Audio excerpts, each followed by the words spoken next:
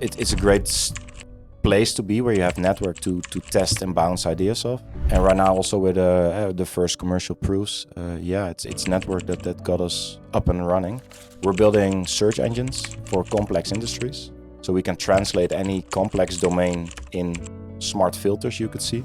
We would like to build a generalizable search system. We're looking for clients that have a sizable database that they want to try out with. Working in the startup scene, there's so many different ways to divide tasks. There's the whole hipster hacker hustler thingy. Try to pick or figure out what that long-term goal, vision. If there's no goal, you're running in circles.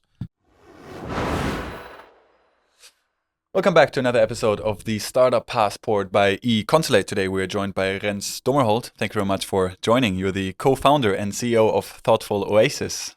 That is true. And you have been, an entrepreneur now for roughly half a year. But before that, you have very much been involved in the entrepreneurial ecosystem, correct?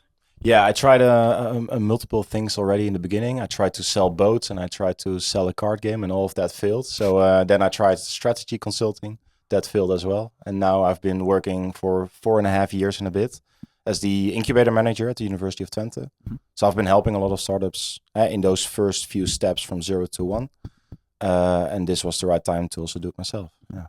And out of these experiences that you already mentioned, where you failed, how was the step now for you to say, okay, now's the time, I'm going to try it again after 4 years? Did it also cross your mind before, during those 4 years? Yeah, but it's always... I'm not really excited about a lot of stuff, right? There's a lot of companies being built, and then I think, okay, but this looks not really challenging or more of the same. And then maybe it's arrogant, maybe it's stupid, or maybe it's naive, but then it's not interesting to me. Then actually my co-founder Casper reached out. I knew I already liked him. I think that's also a big part. And then he pitched some crazy math concept. He said, okay, give me some time and I'm going to pitch to you. We walked around campus for 1.5 hours. He told the entire mathematics behind it and then said, this is really cool, right? And then I said, I have no idea what you're talking about. So that's, I don't know, that's also challenging to a degree to figure out, okay, what are you up to? And that did spark some of an interest to figure this out. Then a month later, we reconnected. Suddenly there's a second co-founder there back from the States. Apparently he does know what Casper was up to. So then stuff starts moving. We had dinner. We connected about a lot of different stuff, from politics to morality to business stuff. And then, eventually you just gotta have to ship it and do it. Mm-hmm. And maybe it helps that I'm still talking to founders that I've helped in those incubator times. One of them being Daniel, and then Daniel gave me the tip actually, like, this is what you would have said to me, like, you're a pussy, you need to get into the field and do it, because now you're talking to them for ages and nothing happening. So it was a good time, the good moments. So how much would you say did your network help you to take the step essentially? Because I could imagine also if some things have not worked out before, that some people might develop that mindset, well, then I'm rather not going to try it. I'm still involved in the entrepreneurial ecosystem with the job that I'm doing right now. But then you still decided, okay, I'm going to do it. How much was your network, people pushing you, also a thing? Or was it really just like implemented in you and you were like, nah, at some point I'm going to do it?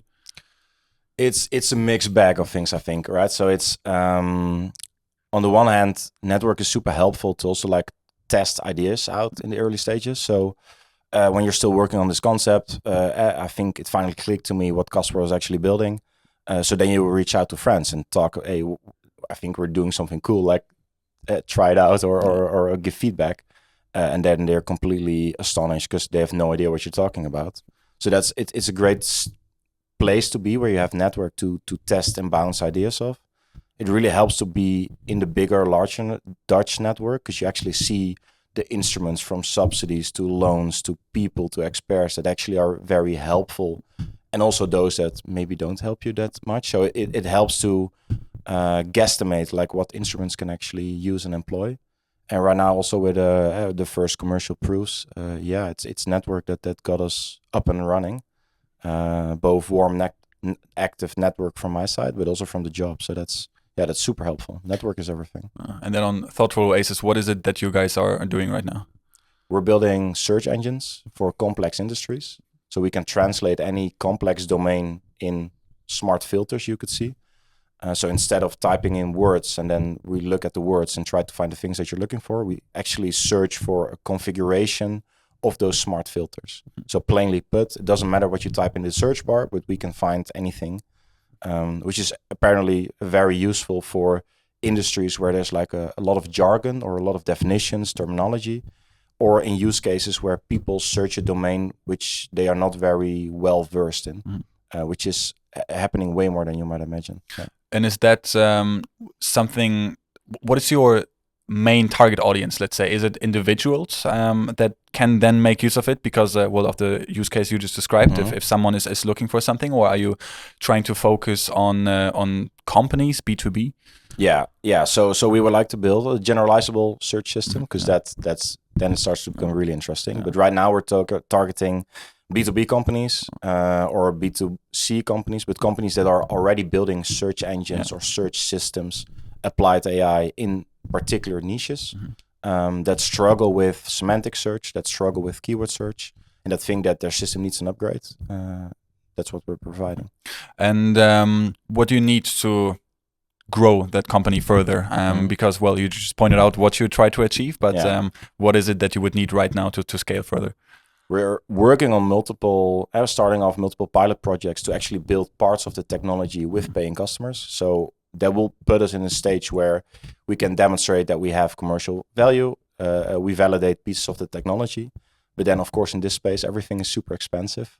So we're looking for clients that have a sizable database that they want to try out with, and that also have budgets to actually incorporate a small early startup like ourselves. So I think that would be the main accelerating factor right now. We have some candidates in mind, but that would be the big thing. And the team for now, is that still consisting of you and the co-founder, or how many other people are there already on board that you're working with?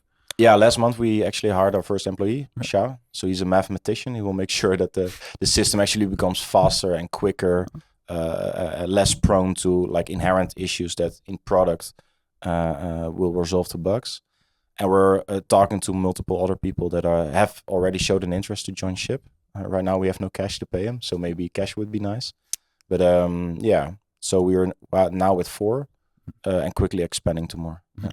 And you mentioned some of that previously, but now, for example, with also having the first hire and having these things that are definitely related to the business, but not related to the core activity of the business, like Pinpoint.